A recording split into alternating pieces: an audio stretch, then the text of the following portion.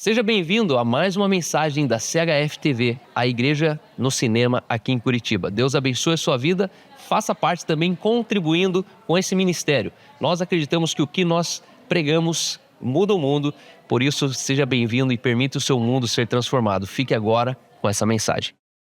Existe um paradoxo na igreja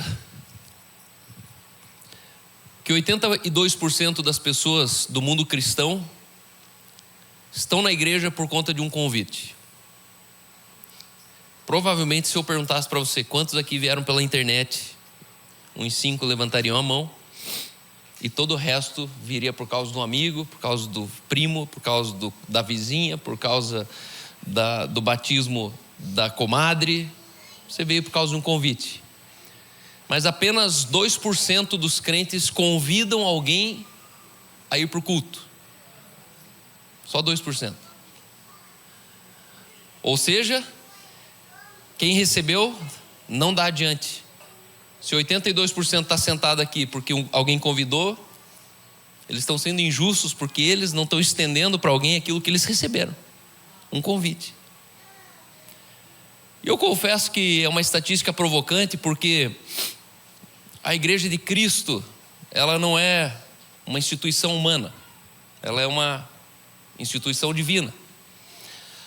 Logo, eu suspeito e às vezes eu duvido até um pouco das nossas estruturas e estratégias de marketing, de panfletagem, de divulgação.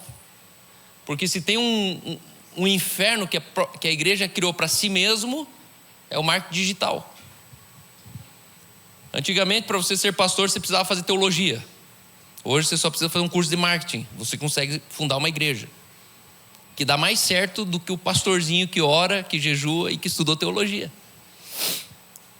As igrejas mais verdadeiras hoje estão mais vazias. As igrejas mais superficiais, comerciais, safada, bandida e sem vergonha, elas estão mais cheias. Já percebeu isso? E eu vejo isso, porque eu sei os nomes dos homens. Eu sei que por trás daquilo tem uma indústria de milionários que estão fomentando igrejas onde esses caras têm participações do resultado dessas igrejas sem eles mesmos serem crentes. Posso te dar nomes. Uma dica. Tem até em Balneário Camboriú. A igreja se tornou um grande negócio. Eu acabei de falar para vocês aqui. Seja fiel no dízimo. Dízimo é 10%. Você já pensou um imposto de 10%? É um baita do imposto. Você já pensou 10% de toda uma cidade? Quanto dinheiro que não é? 10% da renda, se a gente juntar todo mundo aqui, a gente tem o quê? Deve passar uns 3 milhões de renda por mês aqui sentado aqui hoje. 2,5 milhões. Se a gente juntasse todas as rendas aqui, não vamos ser otimistas. Não otimista, conservador. 1,5 milhão sentado aqui. Eu sei que tem 1,5 milhão sentado aqui. Se pegar o teu salário, dá 1,5 milhão. Agora pega uma igreja de 10 mil pessoas e soma aquele salário. Estamos falando em 20 milhões, 30 milhões de renda sentados juntos, dando fielmente 10%. Logo, é atrativo. A igreja não paga imposto. O prédio é próprio. A maioria deles não paga aluguel. Você já viu como a igreja ela chega num lugar, ela vai comprando tudo em volta? Essa é a prova que sobra dinheiro a dar com o pé. Os pastores com altos salários, eu tenho amigos pastores meus que ganham 200 mil de salário para ser pastor da igreja, andar de carro importado, o irmão mais rico levar ele de helicóptero para ele pregar. E aí a verdade é que convidar alguém se tornou meio paradoxal. Porque afinal, é para convidar ou não é para convidar? Aí quem me conhece sabe que eu não convido ninguém, já percebeu? Você já me viu enchendo o saco de alguém para vir na igreja? Não, porque eu entendo que não é bem assim. É mais do que isso. Convidar para a igreja, às vezes é coisa mais de religioso do que de evangelho. Porque o religioso ele te enche o saco, certo? Quem nunca teve um amigo religioso? Você tem que ir para a igreja. Ó, você tem que ir para a igreja. Uma mãe religiosa, tem que ir para a igreja. Quando dá tudo errado, ó, falei, tem que ir para a igreja. Ela não te apresenta o reino, ela fala lá da igreja. Ela não fala de Cristo, ela fala tem que ir para a igreja. Olha aí, está desviado, está longe da igreja. E hoje eu quero falar sobre 5 coisas que os não crentes odeiam em você e em mim. 5 coisas que o não crente, aquele teu amigo, ele odeia em você, mas ele não vai te falar. Essa é uma pesquisa que foi feita no mundo cristão, de 5 razões por que não crentes, eles demoram mais tempo para vir sentar na igreja. E aí eu chego na conclusão, nós repelimos os não crentes e desistimos de convidar eles. Por quê? Porque eles não vêm. Não é bizarro? Você convida e poucos deles vêm? Pô, mas se Jesus cura, se Jesus liberta, se Jesus prospera, se Jesus restaura, se Jesus ele transforma teu filho, quem que é o bobo de não querer Jesus? Mas a pergunta é, mas por que eles não vêm? Porque o problema deles não é com Jesus, o problema deles é com o pedágio entre Jesus e eles. Tem alguém aqui. O valor fundamental dessa noite é: entenda o contexto das pessoas.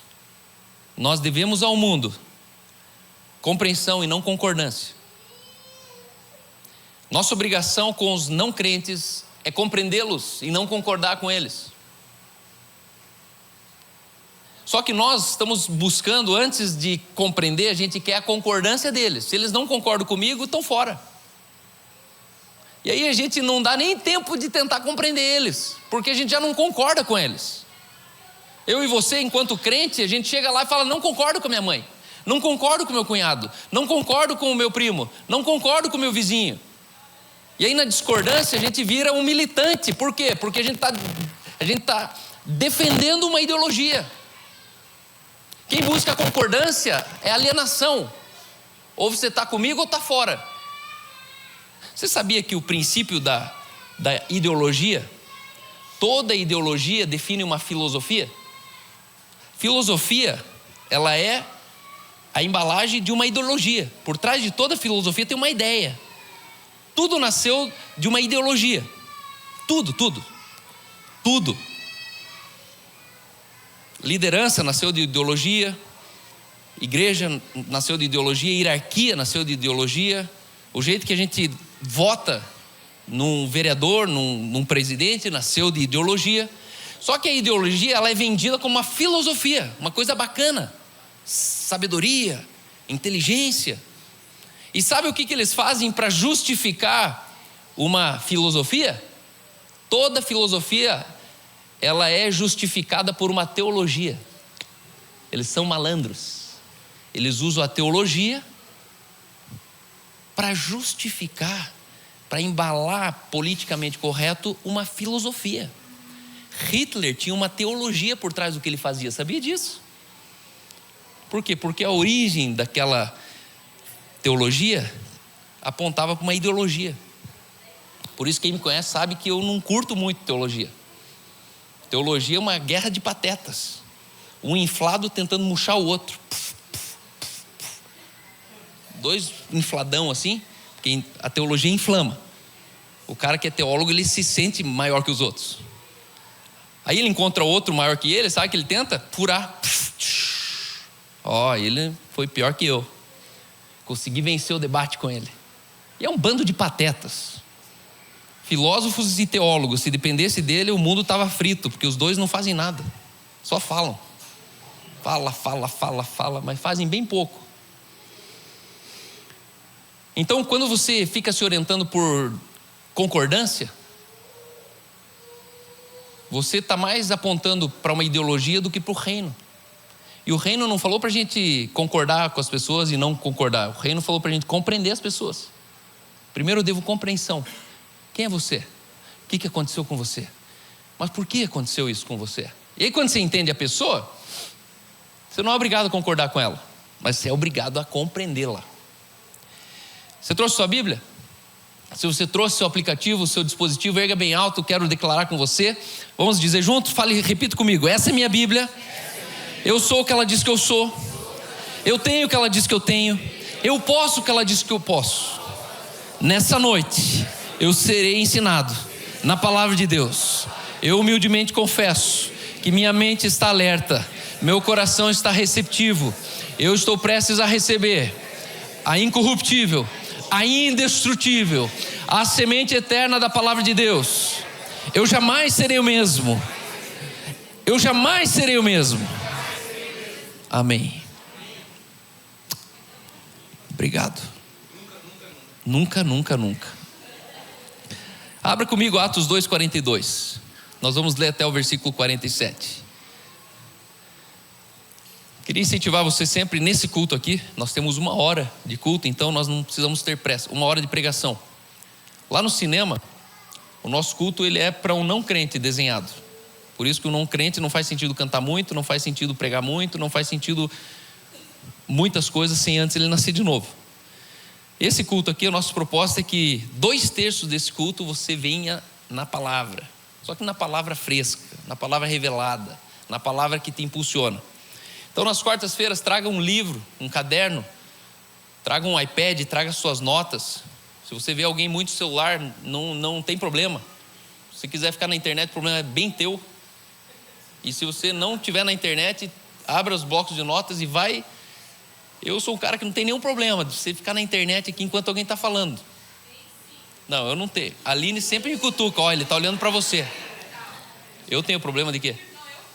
Não, você, eu não tenho problema. E inclusive eu fico postando as coisas durante o culto, chega em casa, eu que tenho que contar para a Aline o que foi pregado aqui. Porque ela chega, o que ele falou? Aí eu pego e falo tudo que ele falou, ela fala, nossa, como é que você estava prestando atenção? É um jeito diferente. Mas eu não gosto dessas coisas assim, que está na internet, guarda o celular, tira o celular. Não, cara, você já veio aqui, você está em casa, fica à vontade. Talvez você tenha que resolver um negócio da empresa, talvez você tenha que emitir uma nota. Enfim, você já é bem adulto para saber aonde você põe suas orelhas. E a gente escuta com as orelhas, não com o dedo. Então eu acredito sim que você pode ir postando as coisas, prestando atenção, né? Então quando você me vê no celular ali, relaxa, deixa eu na internet, não tem problema.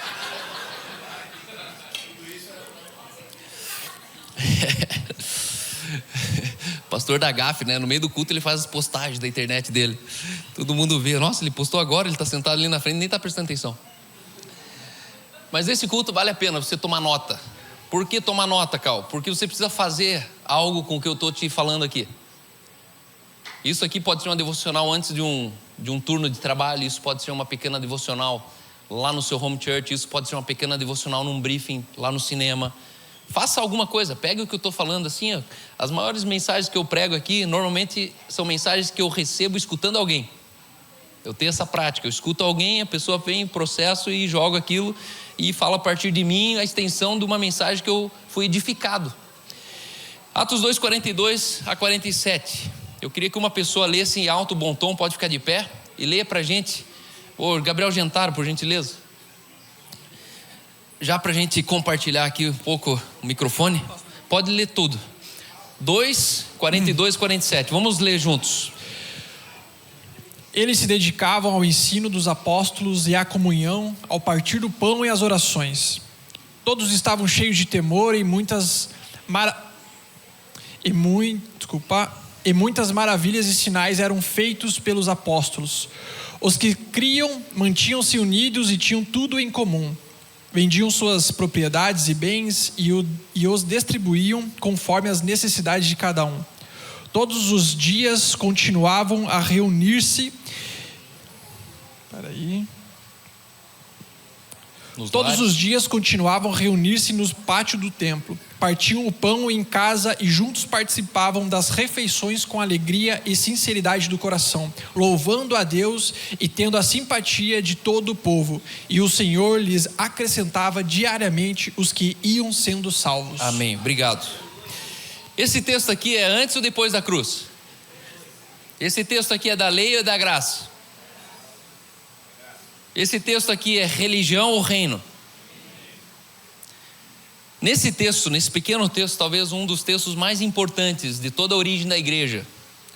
Isso aqui é um fenômeno socioantropológico. É um fenômeno social, socioantropológico, oriundo do efeito do derramamento do Espírito. A Bíblia diz que no Pentecostes houve um derramamento do Espírito.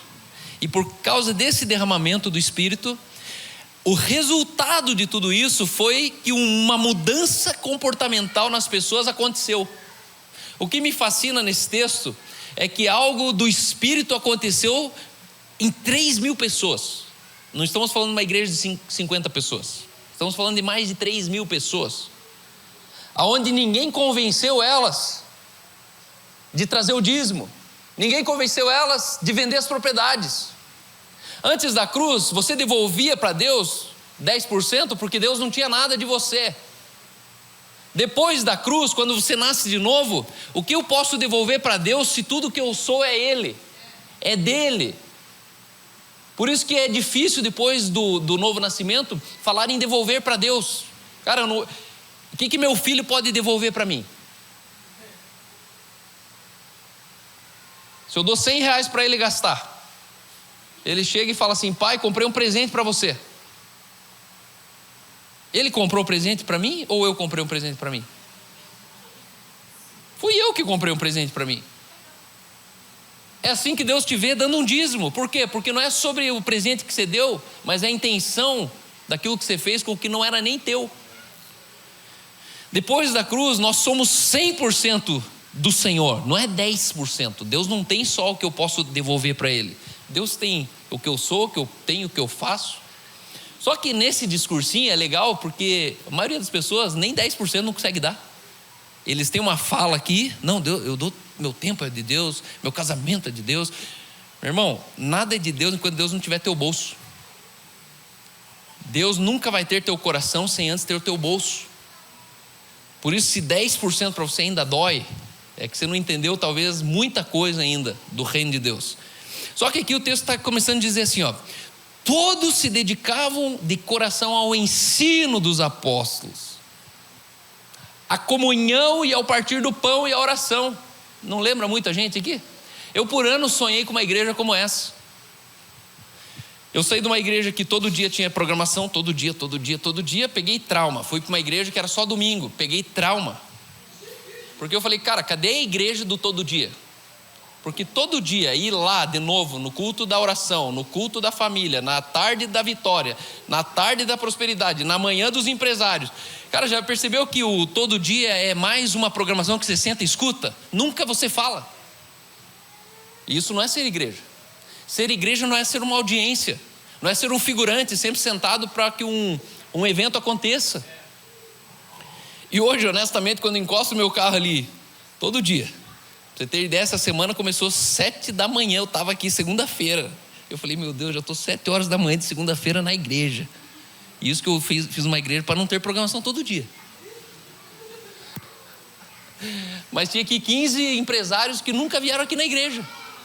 Daí, como eu sou pastor da igreja, né, o cara falou, não, você tem que ir no primeiro encontro lá. Eu falei, ai cara, sério? Aí ele estava aqui com os 15 empresários. Quem aqui vai vir semana que vem? Só eu não ergui a mão. Eu falei, não vou vir não. O Jairo que lute, o Ciro que venha. Só que hoje, segunda-feira de manhã tinha empresário. Segunda noite a gente fez o The Way. Ontem à noite eu fiz o The Way. Vários de vocês estavam na casa de alguém indo numa home church.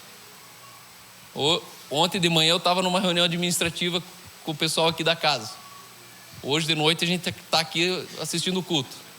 Amanhã cedo, 9 horas da manhã, a gente vai estar tomando um café ali.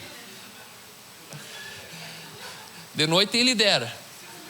Aí vem um cara e fala assim, pô, vocês não trabalham não? Pois é, nas horas vagas a gente trabalha. Aí à noite eu lidero e na sexta-feira tem o Wonders. E no sábado tem o curso de casais, que eu e a Aline, a gente é aluno aqui também. De noite tem o Open House.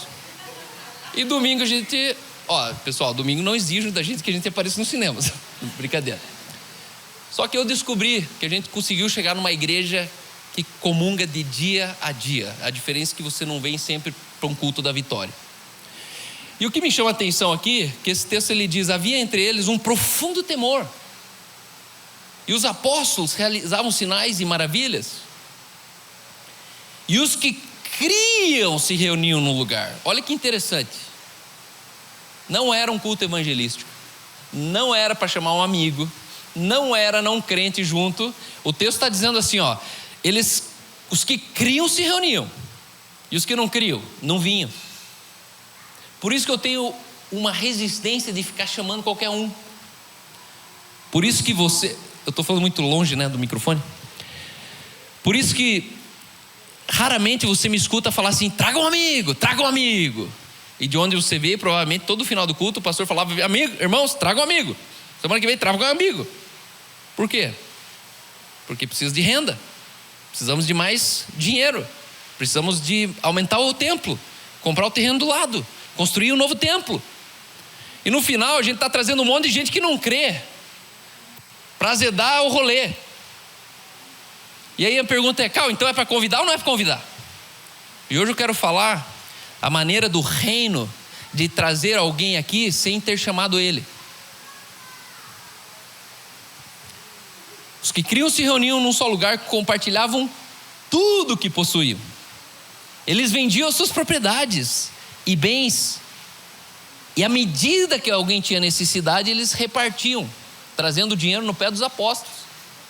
Aqui nasceu uma casa apostólica, um hub social dos crentes, onde tinha critério. Aqui na igreja é impressionante, quem mais serve, menos reclama.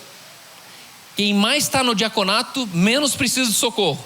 Aí o cara só vem lá no domingo no culto, e mal e mal aparece, mas quando aparece pede uma prenda. Não, preciso de ajuda, preciso de ajuda, preciso de ajuda. E eu falo, meu irmão, você está muito longe para eu te ajudar. Eu não sei quem que é você.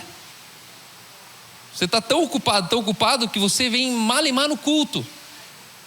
Você não vai numa home church, você não ajuda, você não serve, você não se envolve, você não... Está chovendo aí?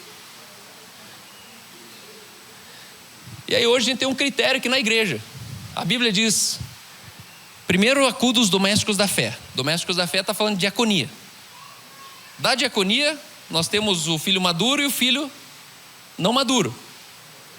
Então a gente ajuda primeiro os domésticos da fé. Quando a pessoa não é da diaconia, a gente tem que falar assim, não, e o teu home church? Pode ficar tranquilo, só tirar a cadeira do lugar, hein? E aí quando a pessoa não está na diaconia, teoricamente não é a CHF, não é a igreja aqui que acode ela, que tem 280 pessoas na diaconia, 250 pessoas na diaconia, já é coisa pra caramba. E aí quando a pessoa não está na diaconia, no mínimo ela tinha que estar num home church, numa igreja doméstica. Não, mas eu estou na igreja doméstica. Então por que lá não te ajudaram? Ah, porque lá ninguém ajuda. Então você é um bobo de estar lá. Qual que é o sentido de você ir numa igreja doméstica e no dia difícil ninguém te suporta? E aí o último que está fora de uma igreja doméstica, ele está tão distante de uma relação de aliança, de compromisso, sabe, uma via de mão dupla, que eu nem me esquento de ajudar ele. Não vou ajudar. Não, mas não tem que amar os outros? Tem, que eu estou amando 250 pessoas. Aí atrás dessas 250 tem mais umas 300 que vão lá no cinema. E depois das 350 tem mais 2 milhões aqui em Curitiba que também está precisando. Só que o negócio é o seguinte, se for para ajudar quem está precisando, você está morto, você volta sem dinheiro para casa. Porque todo mundo está precisando. Então isso aqui é importante você entender primeiro. O dia que você precisar, você precisa saber aonde recorrer. Segundo, quando alguém precisar, você precisa entender quem que é essa pessoa na fila do pão. Essa pessoa que lá atrás ela vendeu a sua propriedade, dividiu e acudiu os outros, tem que acudir ela. Porque um dia a gente vende a propriedade, outro dia a gente precisa da oferta de alguém que vendeu a propriedade. Um dia a gente dá, um dia a gente recebe, um dia a gente socorre, outro dia a gente é socorrido. Mas eu não faço parte dessa comunidade de fé, Cal. Então vai lá na FAS, lá no Eduardo Pimentel, vai lá na Rua de Cidadania, vai lá no CEMEI, vai lá no SEASA, se vira. Por quê? Porque você não crê. Não, mas eu creio, então por que você não está na congregação? Ah, porque eu não gosto dessa galera. Ah, não gosto dessa galera, mas gosto do que ela pode te dar. A igreja está crescendo, pessoal, e vai surgir mais necessidade entre nós. tenha sabedoria de como se ajuda isso. Aqui na igreja a gente teve irmãos já que ajudava aqui, ajudava ali, ajudava. Chegou uma hora que ele falou: Cal, as pessoas pensam que eu sou um banco, porque sempre vem para mim pedir dinheiro. Falei: então, é que você errou. Você devia pegar, enviar a tua oferta lá na igreja, e a igreja pegar e falar: ó, tem uma oferta para você. De quem? Da igreja. Porque a gente priva você. As pessoas não veem um cifrão em você. Elas não te dão um boa noite, já viu? Ai, tá tão difícil lá em casa, não sei mais como pagar a luz, a água. Porque a gente faz isso quando está precisando, certo? 5 coisas que as pessoas odeiam em não cristãos. Em primeiro lugar, julgamento das pessoas. Nessa pesquisa, a primeira coisa que um não crente odeia num crente é o julgamento. Você já se sentiu julgado no lugar que você vai? Julgado, assim. O cara te mede: o que você está fazendo aqui? Por que você está vestindo isso aí? Por que você está falando desse jeito? Por que você está fumando? Por que você está tomando isso aí? 1 Coríntios 6, 7 a 11 diz assim: o só existir entre vocês demandas já é completa derrota para vós outros. Por que não sofreis antes a injustiça? Por que não sofreis antes o dano? Mas vós mesmos fazeis a injustiça e fazeis o dano, e isto aos próprios irmãos. Não sabeis que os injustos não herdarão o reino de Deus? Presta bem atenção, os injustos, ele está definindo uma classe inteira de gente aqui. Não herdarão o reino de Deus. Aonde que está o reino de Deus? Lá no céu? Está aqui. Eles não têm o reino aqui. Os injustos não têm o reino aqui. E aí ele diz: não vos enganeis. E aí ele dá sinônimos de injustos. O injusto é o impuro, o injusto é um idólatra, o injusto é um adúltero, o injusto é um efeminado, o injusto é um sodomita, o injusto é um ladrão, o injusto é um avarento.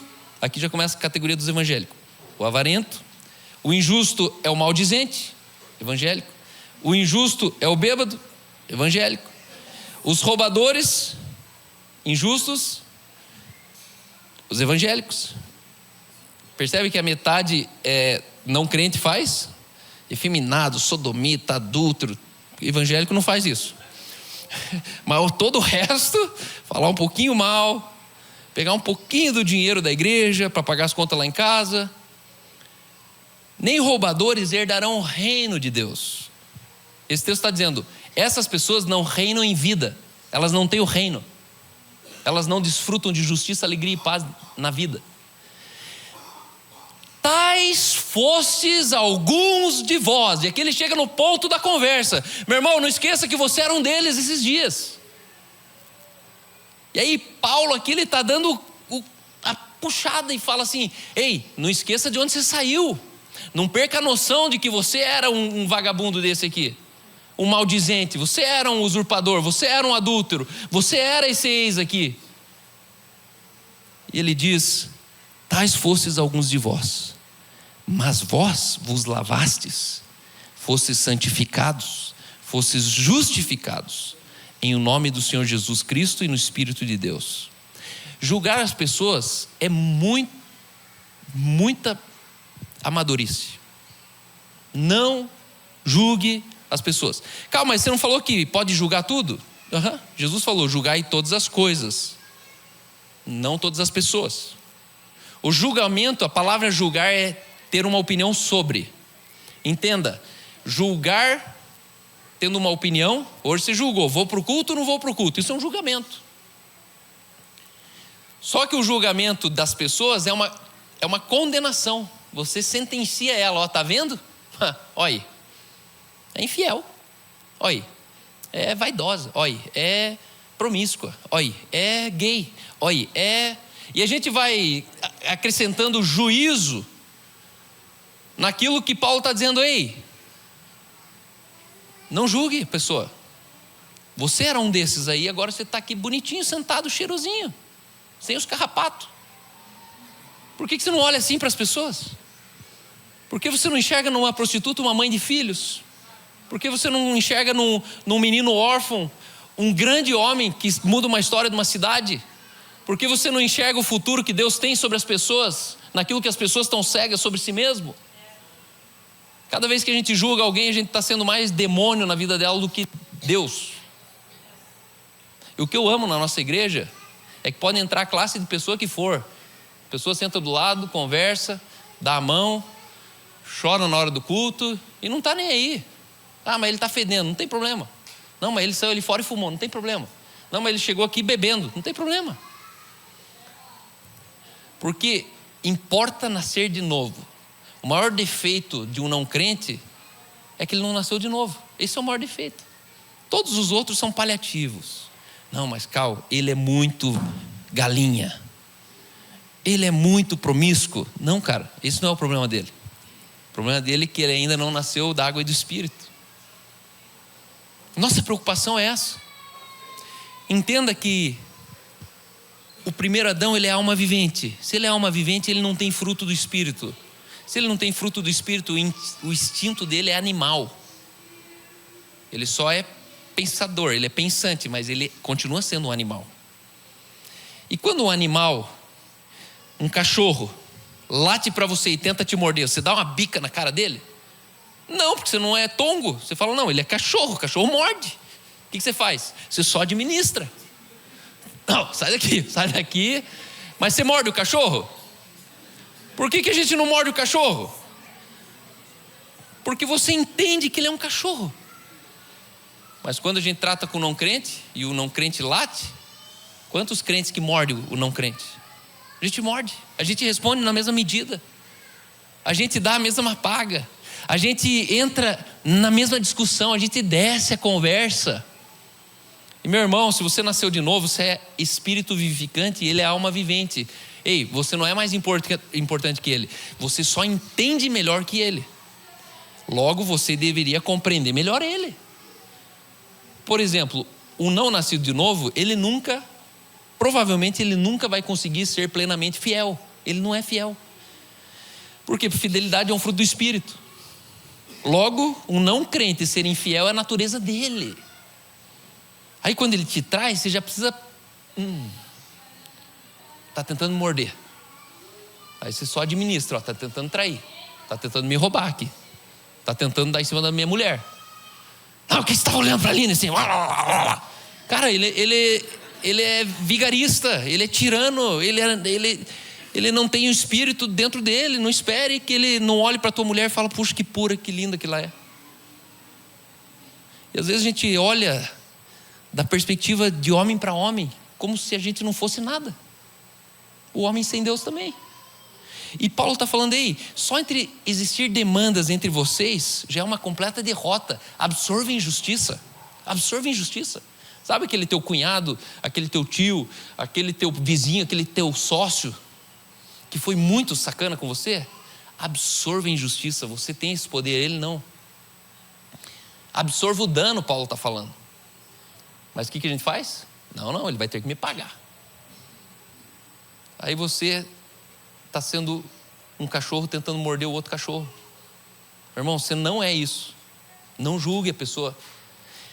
Compreenda esse contexto da pessoa e haja com graça sobre isso. Sabia que isso é o evangelho na vida dela? Que ela está ouvindo sem você falar?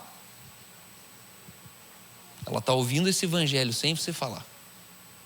Ela está ouvindo esse evangelho sem você falar. Porque ela vai falar, ué, ele não me tratou mal? Ontem uma jovem veio aqui no culto, no The Way, e ela falou assim, cara, eu amei a igreja do cinema, mas quando eu olhei e vi o Lorenzo, eu falei, não acredito que esse piá está aqui. A moça era traumatizada com o Lorenzo, trabalhava numa academia que ele era estagiário. E falou, nossa, a Tisa. E falou, meu Deus, o Lorenzo era insuportável, a gente não se batia.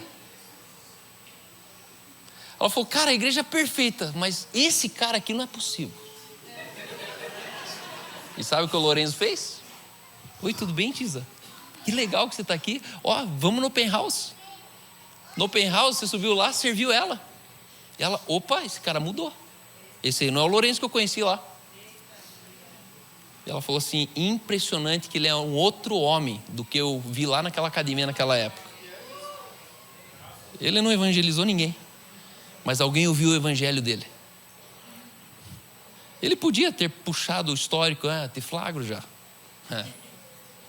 Peçonhenta, né? Porque não é assim que a gente trabalha. Sempre tem um que morde e o outro que puxa o rabo no meio do trabalho. E talvez ele tinha razões lá daquele tempo, lá de chegar aqui e virar para o lado, não te conheço, vai, acho tua turma aí. Só que ele não julgou ela. Você nem sabia disso, né? Viu só como as pessoas são?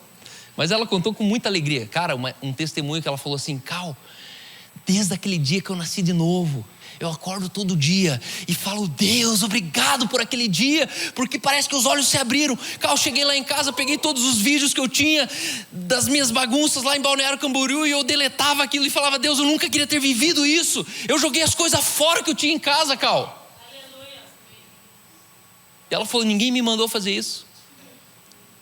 Mas eu não consigo mais me enxergar na pessoa que eu era. Só Deus faz isso. Mas se ele tivesse errado no julgamento dele, ele teria sido uma pedra de tropeço para alguém chegar nesse lugar. E talvez ele nunca ia saber. Segundo lugar, segunda pedra da parede que impede você trazer o reino para as pessoas é a hipocrisia. Meu irmão, eu não sei o que o diabo odeia, mas se tem uma das coisas que não existe nem no inferno, deve ser a hipocrisia, porque nem o diabo deve gostar. O hipócrita é a pior raça que existe. Hipocrisia, guarde isso. O não crente, ele não gosta de hipocrisia. Nós, como crentes, a gente nunca deveria nem falar em hipocrisia. Mateus 23, 28, Jesus dá uma lapada, ele fala, assim também vós, exteriormente, pareceis justos aos homens, mas por dentro, estáis cheios de hipocrisia e iniquidade. Ei, o que você fala precisa corresponder com o que você pensa, e o que você pensa precisa corresponder com o que você sente. Fora isso, você vai tropeçar na sua hipocrisia, que aqui você falou uma coisa, lá você fez outra, aqui você prometeu uma coisa, lá você entregou outra. E se tem uma coisa que estão te medindo todo dia, é o quanto você fala daquilo que você faz. Walk your talk. Caminhe no seu discurso. Eu odeio gente aqui na igreja que fala uma coisa e faz outra. Odeio. Para mim o cara ele entra lá, vai lá para o final da fila. Não quero negócio com ele, não quero fazer igreja com ele, não quero confiar ministério para ele. Não quero, por quê? Porque não presta. Esse cara vai ser um escândalo do evangelho. Eu prefiro um cara que vem aqui, fale toda a vergonha dele e eu termine falando assim, Deus vai te curar, do que um cara que esconde a vergonha e pede um aplauso nosso. A hipocrisia, ela quebra o amor, guarde isso. Quando a Bíblia diz que o amor não se ufana, eu nunca entendi o que é ufanar. O amor não se ufana. Conhece esse texto? 1 Coríntios 13, 4-8. O amor é paciente, é benigno. O amor não arde em ciúmes, não se ufana, não se ensoberbece, não se ressente do mal, não se conduz inconvenientemente, não se alega com injustiça, mas se regozija com a verdade. O amor tudo sofre, tudo crê, tudo espera, tudo suporta. O amor jamais acaba. E eu nunca entendi o que é o amor não se ufana. E se ufanar é quando aquilo que foi dito é dissonante com aquilo que foi feito. E é aqui que o amor de filho quebra com o amor dos pais. Você quer ver um filho frustrado? Entre na história dele e chegue no dia onde ele se decepcionou com o pai que ele descobriu mais tarde, que fazia tudo o contrário do que o pai falava em casa. O pai falou uma coisa, a criança é inocente. Meu pai sempre falou. Quando ela vira adolescente, ela começa a ganhar a cena em casa, ela flagra o velho na pornografia, ela pega a conversinha do velho com a vizinha, e aí aquilo ali simplesmente assim, o cara cai da noite pro dia, o herói vira zero. E é ali que muitos homens eles desistem da hombridade. Por quê? Porque o amor quebrou. É uma decepção do amor. O amor inocente de um filho, ele quebra por causa da hipocrisia do pai. Meu irmão, nunca esconda um defeito do teu filho. Fale o defeito e peça perdão já em seguida do defeito para o teu filho. Para o teu filho crescer e saber, não, meu pai sempre assumiu esse defeito dele. Meu pai, inclusive, pedia perdão lá em casa quando ele fazia isso. Aí o amor não quebra. Agora é horrível quando você tem um amigo que ele enche a boca de conversa, mas quando ele faz um negócio com ele, no dia ele não paga. No horário ele não chega. Você sabia que hipocrisia é isso? Você combinar um horário e chegar a outro. Porque você falou uma coisa e fez outra. Então, tudo que não está alinhado do que você fala, do que você faz, te torna um hipócrita. Nunca, então, fale o que você não vai fazer. Nunca fale o que você não vai fazer. E quando você falou e não sustenta, diga que você não vai conseguir. Mas sempre diga. Diga antes, manda o recado. Não vou conseguir entregar. Viu? É vencimento hoje, mas eu infelizmente tive um problema financeiro. Eu vou precisar pelo menos 10 dias. Pronto. Foi íntegro, quebrando o combinado.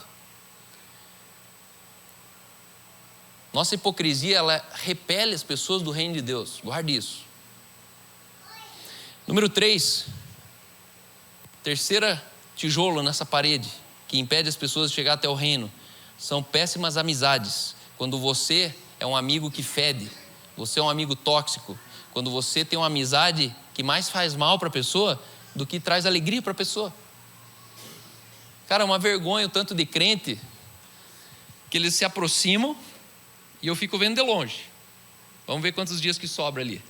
Das 3 semanas, um sai falando mal do outro. Porque um fez negócio com o outro, um falou isso do outro, o outro falou aquilo, o outro não veio, o outro... E aí a Bíblia fala assim, não seja tão frequente a casa do teu amigo, para que ele não caia no inconveniente de pedir para você não vir. Conhece alguém assim? A pessoa ela é possessiva, ela não é amiga de ninguém, mas cada amigo que ela tem, ela... Aí a pessoa fica... Aí quando essa cai, ela procura outro corpo hospedeiro. E ela vai de hospedeiro a hospedeiro. E ela vai rodando, você fala, ih, olha lá, tá, agora o próximo é ele lá. Coitado dele. Mas o que eu estou dizendo para você? Tem uma dose, nem para cima, nem para baixo. Nem ande na amizade com as pessoas na indiferença, porque é muito feio. Quando você é crente e faz de conta que você não vê as pessoas. E nem pegue aqui o do gráfico para cima e seja possessivo, enchendo o saco das pessoas, escrevendo, vem aqui em casa, você tem dinheiro, me empresta, me leva, busca, vai comigo no culto. Cara, dá distância. A gente precisa ter um limiar de respeito e intimidade. Toda relação humana, ela tem uma fronteira de respeito e intimidade. Quando essa fronteira ela é forçada, a outra parte ela se ofende com você. Então não pega a intimidade que não te deram. E não perca o respeito que você merece. Você precisa pôr um respeito. Eu dou essa equação no Lidero. No Lidero eu ensino isso. O dia que você me diz isso aqui, você não erra mais com ninguém. Por quê? Porque tem temporadas na tua vida, guarda isso, que tem um irmão, um amigão lá teu, que ele está ruim da grana. E aí teve um problema de casamento. E no meio disso tem um filho que está drogado. Primeira coisa que vai afetar é a tua amizade com ele. Por quê? Porque ele está doente. Aí você chega lá, não, vamos fazer um churrasco, vamos não sei o quê. E o cara está aqui, ó, que churrasco, cara? Aí o cara se indispõe com você porque ele está atolado no problema dele. Aí sabe o que você devia fazer? Ou entra no problema dele para tirar ele, ou você dá espaço para ele se orientar. E quando ele estiver bem, você se aproxima de novo. E aí, como é que estão as coisas? Tudo bem? Só que é a pior coisa, você está afundado num problema e um monte de amigos exigindo tua amizade. Cara, eu não consigo ser amigo. Eu preciso de socorro. Você quer vir me socorrer? Não, socorrer não. Eu quero amigo, quero ir viajar, quero ir, quero comer churrasco. Então não procure num cara que está em sofrimento diversão. Isso é ofensivo. E eu te pergunto, quantos amigos não crentes que têm a tua amizade? Tua coleguice, tua simpatia. Guarde uma coisa, simpatia é uma obrigação nossa com todos os humanos. Todos os humanos. Você não precisa ser íntimo dele, não precisa ser parceiro dele, você não precisa ser conhecido dele, mas você deve simpatia. O cara da panificadora, você deve simpatia. O cara do posto de saúde, você deve simpatia. O cara do portaria, você deve simpatia. Simpatia é a nutrição de toda a relação. Seja simpático. E tem irmão aqui que a relação humana dele com as pessoas é igual à menstruação. Você olha lá na porta e fala, será que está de chico hoje? Tá. Passou reto. Quando a pessoa está ovulando, ela está, tudo bem, abraça. Olha o irmão ovulando, esse aí está ovulando hoje. Está cheio de desejo. E eu estou me referindo a homem. Homens, se tiver o dia mal, eles entram aqui dentro, não cumprimentam ninguém, passam reto. Aí você fala, cara, é de lua mesmo. Um dia está lá em cima, outro dia está aqui embaixo. E aí no fundo a gente tem que entender isso aí, entenda isso. O não crente ele vai te tratar assim, um dia ele é super cordial, outro dia ele passa reto com você. Outro dia ele está com um amigão rico dele, que ele faz de conta que não te viu. Não morda ele, administre o cão. Fala, Totó, eu vi que você passou com o amigão do carro bacana, mas você vai precisar de mim. 1 Coríntios 5,9 diz assim, ó, olha que texto fantástico. 1 Coríntios 5,9. Porque de um lado a igreja fala assim, viu? As más companhias corrompem os maus costumes, ok? Então não existe um bom costume que sobreviva uma má companhia. Guarde isso. As más companhias corrompem. Isso é uma lei. Porém, a Bíblia diz, não vos assenteis na roda dos escarnecedores. Não assentar, não está dizendo para a gente que é para desviar. E aí o crente xiita, ele desvia o escarnecedor, ele desvia o pecador, ele desvia, ele ignora o não crente. Esse texto não está falando para desviar o não crente. Esse texto está falando para você não fazer da roda no não crente a sua conversa. Você não é para ser beta numa reunião de gente profana. Eles podem ser beta numa reunião nossa. Eles têm que sentar a nossa roda. Só que assentar não é desviar, é passar sendo cordial, tudo bem, mas não perdi nada aqui, estou indo embora. Puxa, que legal, ele veio. Não ficou muito, mas veio. Já em carta vos escrevi, 1 Coríntios 5, 9 a 13.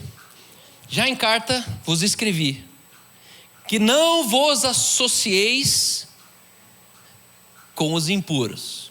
Ponto e vírgula. Refiro-me com isto não propriamente aos impuros desse mundo. Olha o que Paulo está falando. Opa, se não é aos impuros desse mundo, tem dois tipos de impuro então. Quem que é o segundo impuro? 1 Coríntios 5, 9 a 13. Eu não me refiro propriamente aos impuros desse mundo, nem aos avarentos, nem aos...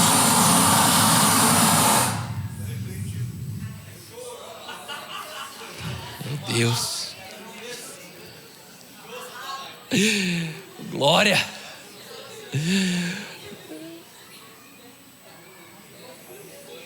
Acordaram, né?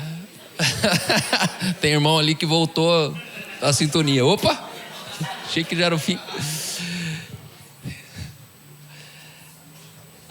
Refiro-me não aos avarentos, não aos roubadores, não aos idólatras, pois nesse caso tereis que sair do mundo. Olha o que Paulo está dizendo. Cara, não vos associeis com o impuro. Se o impuro que eu estou dizendo para você não se associar fosse um não crente, você tinha que sair desse mundo, porque o mundo inteiro supostamente estava impuro. Mas agora vos escrevo que não vos associeis com alguém que, se dizendo irmão, for impuro, avarento, idólatra, maldizente, beberrão, ladrão. Com esse tal nem ainda comais. Pois com que direito havia eu de julgar os de fora? Se vós não julgais nem vós mesmos os de dentro? Os de fora, porém, Deus os julgará. Mas os de dentro expulsai de entre vós os malfeitores. Paulo está falando de crente e igreja. Paulo está falando de uma terceira categoria de picareta, que não é nem o mundano, nem o ignorante. Não é nem o mundano e nem o irmão que está sofrendo com um pecado. Porque tem irmão que está sofrendo com pecado.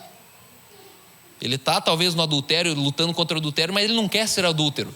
Tem irmão que está lutando contra a homossexualidade, mas ele não quer ser homossexual. Ele está falando com aqueles que, se dizendo irmão, eles fazem tudo o contrário. Se dizendo irmão, eles falam mal um do outro. Eles são avarentos, eles querem ficar rico. Conhece irmão assim? Dinheiro, dinheiro, dinheiro, dinheiro. Amém, glória a Deus. Deus vai... Dinheiro, dinheiro. Eu tive que me livrar de uns avarentos da minha vida. Eles eram tão avarentos que eles tinham dó da minha vida. Pô, essa casa aqui é meio antiga. Eu olhava assim, cara, essa casa é meio antiga. Eu nem que casa tinha. Nem cozinha eu tinha. O que você está achando que está ruim para mim essa casa? Mas é avareza. Que ele olha o meu potencial do que eu posso viver e ele tem dó do que eu estou vivendo. Só que esse texto está dizendo assim, ó, lá de fora Deus julgará, mas os de dentro é a gente que é para julgar. Por isso que irmão, que diz que é irmão, que assinou o termo diaconal e que está com o cabo na vassoura, pode sentar a porrada nele. Se ficar é bom, e se vazar é porque era o nosso papel mesmo. Nem com eles com mais. Nem com ele com mais. E o amor de Deus está onde? Está nisso, nessa ordem. Isso é amor com quem está dentro da igreja. Porque desamor é deixar um picareta atordoar a tua família aqui. É em amor que a gente precisa fazer isso. Eu não tenho problema nenhum com o pecado de ninguém. Quem me conhece sabe, não existe pecado que me impressione. Mas com malandragem, tolerância é zero. E tem crente malandro. Esses caras aqui são péssimas amizades. Esses caras estão espantando gente que era para vir aqui. Se a gente faz vista grossa para esses caras, os amigos desses caras estão definindo a gente porque eles são daqui. Olha, daí que lá os viadinhos. Tinha um cara que sempre me encontrava e falava assim, e aí, como é que tá a igreja dos viadinhos? Tudo viado lá na Inc. Eu falei, claro, tudo viado, inclusive eu. Olha os 4 filhos ali. Mas ele falava sério, porque ele contratou metade da Inc lá na empresa dele e a metade era viado.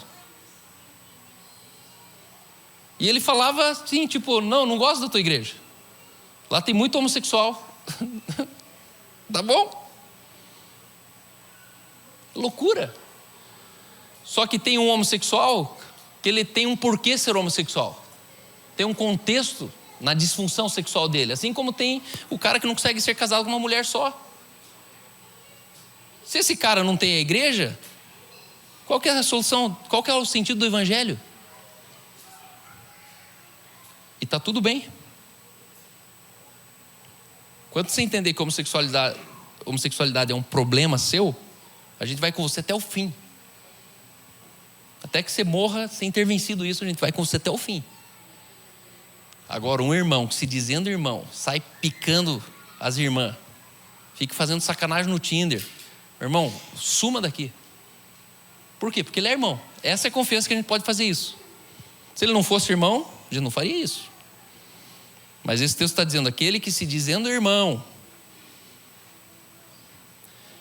E eu queria incentivar você a ser mais cordial com as tuas amizades. Mais cordial. Investir mais dinheiro. Servir mais as pessoas. Fazer da tua casa mais lugar de socorro do que um lugar de confraria. Fazer da tua casa mais lugar de generosidade do que um lugar de rateio de pares iguais. Abençoe as pessoas. As tuas amizades, você precisa ser um abençoador. O cara fala assim, não, aquele cara não tem o que dizer dele. Das possibilidades, ele fazia tudo o que podia. Quarto lugar. Responder aos relacionamentos com as nossas gírias e cacuetes gospels. Não crente odeia isso. Cada conversa que você tem, você fica dando bibliada na cabeça deles. Não, porque a Bíblia diz o seguinte. Aí o cara fala, ih, lá vem o xarope, mano. Vai falar de Bíblia agora. Eu me lembro que todo carnaval, os pastores amigos meus tinham uma brilhante ideia. Vamos no carnaval evangelizar. Eu falo, cara, vocês não evangelizaram todos os 364 dias antes disso. Você vai encher o saco dos caras bem nesse dia. Se eu tivesse numa avenida e alguém... Você conhece Jesus? Vai tomar banho, mano. Essas horas, meu irmão. Só que na cabeça deles é o seguinte: não, é aquele dia que tem que aceitar Jesus. Mas e os 364 dias? Vocês não me chamaram para a gente fazer um impacto evangelístico para as pessoas? Percebe que isso gera mais nas pessoas uma resistência, pode gerar mais nelas um mau testemunho? Porque uma coisa é você estar lá num barzinho por alguma razão e alguém falar, meu, você é crente? Sou. E a pessoa termina se convertendo porque tropeçou em você. Outra coisa é você ficar caçando gente no meio do demônio, do inferninho. Vamos lá no inferninho evangelizar Satanás. Não precisa. Não é naquele dia ali que eles estão indo para o inferno.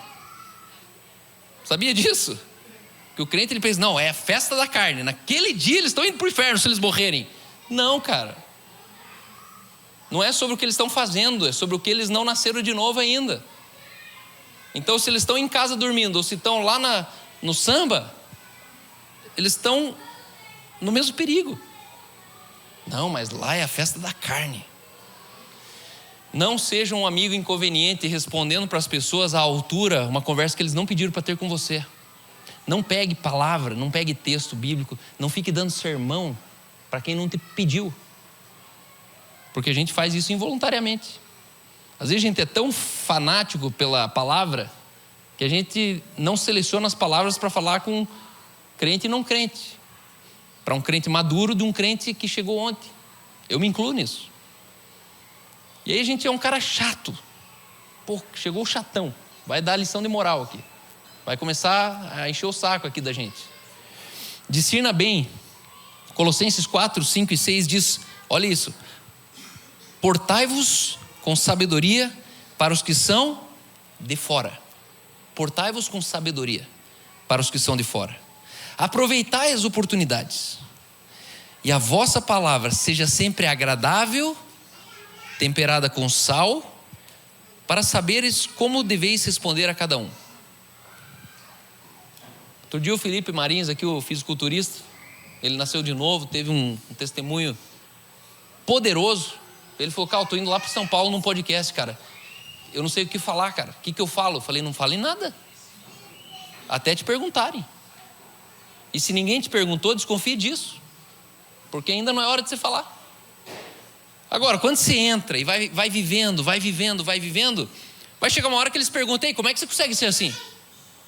Como que você consegue conviver nesse meio? Como que você consegue dizer não para algumas coisas?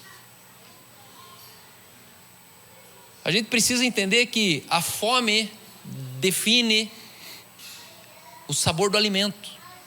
Para quem não está com fome, nenhuma comida é gostosa. E às vezes a gente está dando comida para quem está cheio de salgadinho, chocolate, bala. E aí ele fala, não, a Bíblia nem é tudo isso. Meu irmão, deixa eles passarem fome. Fome, mais fome. De repente eles falam, eu preciso ir na tua casa, falem mais, eu preciso ouvir. Aí, meu irmão, você pode dar pão com geleia. É uma delícia, que delícia.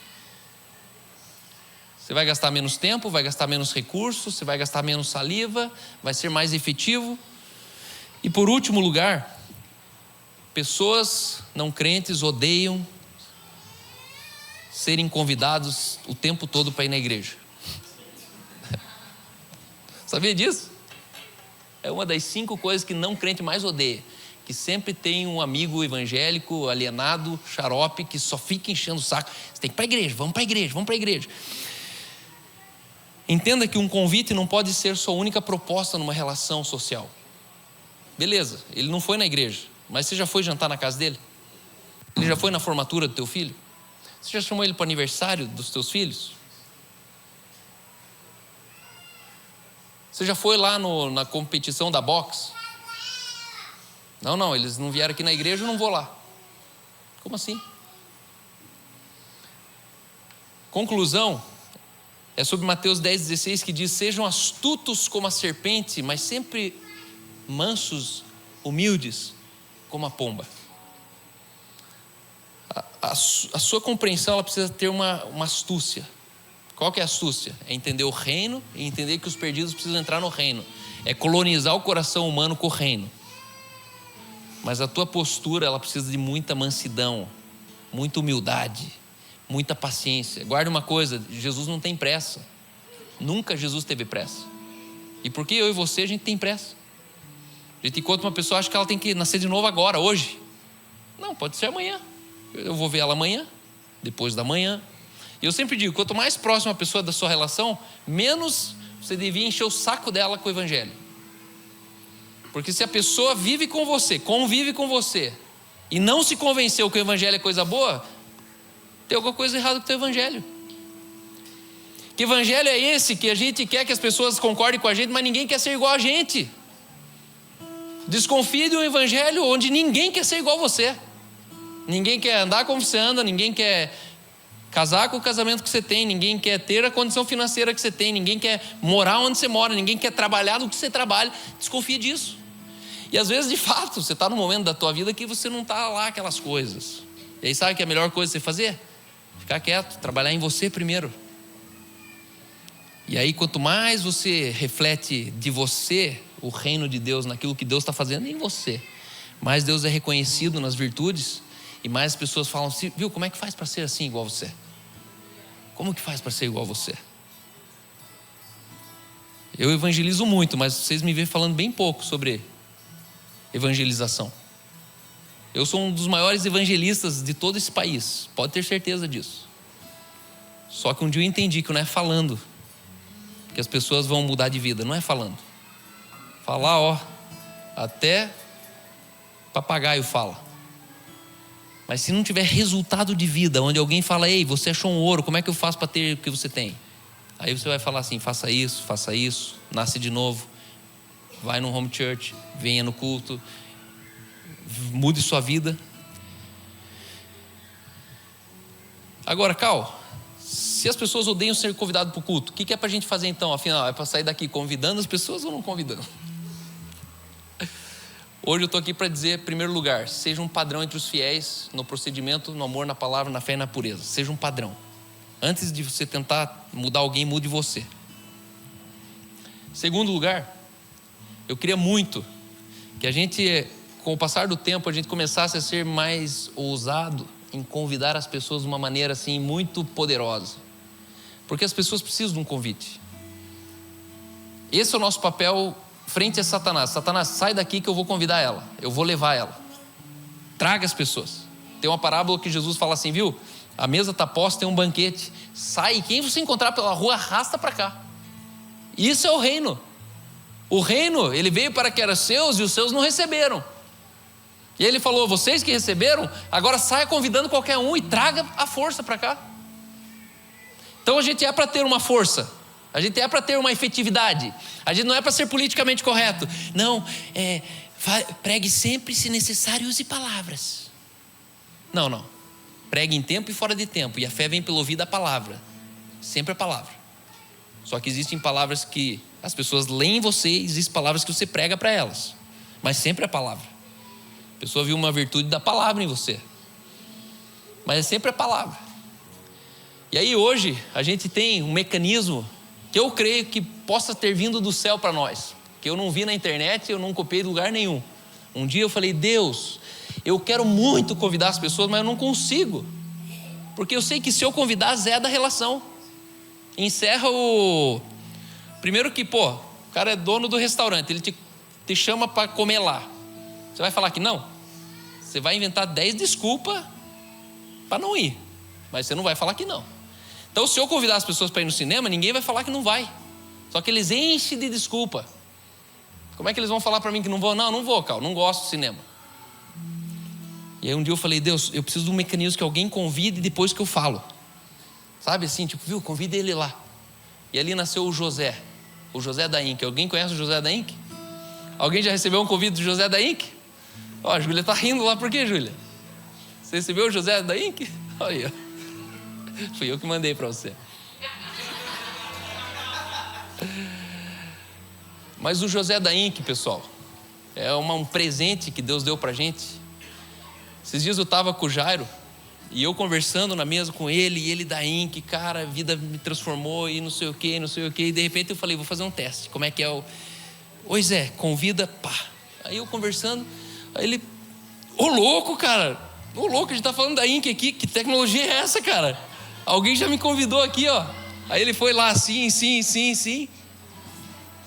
E ele ficou impressionado. Falei, como assim, cara? Eu falei, tá bom, Jairo, vou abrir o jogo. Fui eu que te convidei agora há pouco. Mas assim, ó, na conversa, eu fiz o José convidar ele ficou chocado. E eu queria implantar nessa igreja aqui uma cultura onde se faz bem pouquinho. Onde todo mundo, fazendo pouquinho, é um arregaço. E meu sonho é que dos 250 diáconos que estão comprometidos com a igreja no cinema, que até sexta-feira de cada semana, até sexta-feira, guarde isso, você por hábito, por cultura, você hackeie 2 números do celular e jogue pro Zé convidar alguém. Toda semana. Assim, ó, não preciso que você convide todo mundo, eu preciso que você convide quem o Espírito Santo fala assim, pô, sabe aquela pessoa que um dia perguntou da INC para você? Não convide ela. Outro dia veio um barbeiro aqui no open house, e aí perguntaram, mas por que você veio? Ele falou assim, eu vim porque eu cortei o cabelo de um monte de gente aqui e ninguém me chamou para vir na igreja de cinema, eu fiquei bolado. Aquilo trouxe o cara. Aquilo que trouxe o cara. Por quê? Porque é nisso que eu creio. Eu não quero que você convide alguém, porque se fosse bom, a pessoa vinha sozinha. Onde tem promoção boa, você precisa pôr pouca propaganda. Tá cheio lá, por quê? Porque o negócio é bom. E a igreja no cinema é um prejuízo, é um desrespeito a gente ter que insistir com alguém para ir na INC. Cara, se você não viu o valor nisso, nem vá. Mas ficar implorando para alguém ir, é você levar alguém só de corpo, a cabeça ficou fora. Não funciona, o evangelho não acha lugar onde alguém foi empurrado, amarrado. Então o nosso desafio como INC não é capturar as pessoas, é atrair. E hoje o José, você já pegou o José aí? Quem tem o José? Vamos fazer um teste? Você consegue pegar um número agora aqui para ver se funciona? Porque a gente tem 2 técnicos aqui, ó, o Christopher, o Patrick. E aí eu queria que você pegasse o José, entrasse ali, ó, na igreja no cinema. E aí você vai ver aqui, ó, a igreja no cinema. É na mesma conversa que o Zé fala com você, você só escreve, oi Zé. Aí você pega um número aleatório de um grupo, tipo assim, o síndico do teu condomínio. Vai lá no grupo do condomínio. Você pegou o porteiro, né? E o que é importante? Que você sempre pegue um número de alguém que conhece a INC, através da tua relação. Que ele já sabe que você é da igreja, ele já foi um parente próximo. Pessoas que já estão entendendo o que é a INC. Aí você vai aqui no grupo da academia, por exemplo, ó, eu vou aqui na Hardbox. Hardbox, hoje eu vou pegar, deixa eu ver quem que eu vou pegar aqui. Vou pegar a Tati Fontanella aqui, ó. Você só copia o número, fala, oi Zé, e cola o número.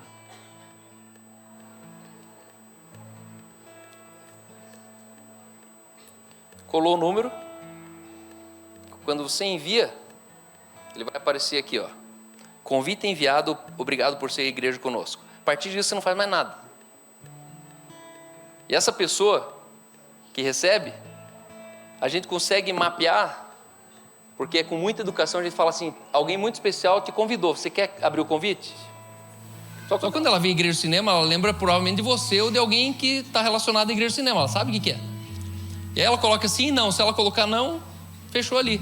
Se ela colocar sim, abre já a condução dela para o campus. E no terceiro, ela escolhe o campus, São José dos Pinhais, Ventura.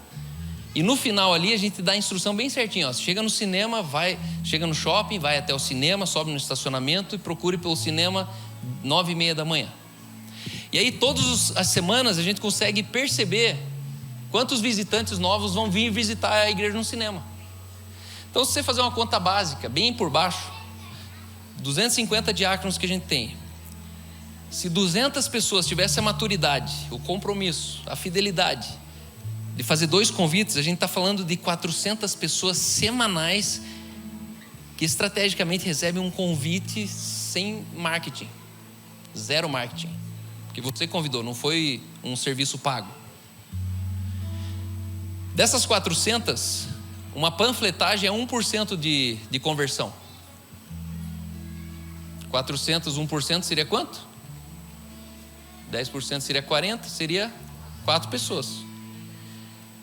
Se panfletando viria 4, convidando num lead quente, que a pessoa já sabe do que se trata, pode colocar no mínimo 10% dessas pessoas.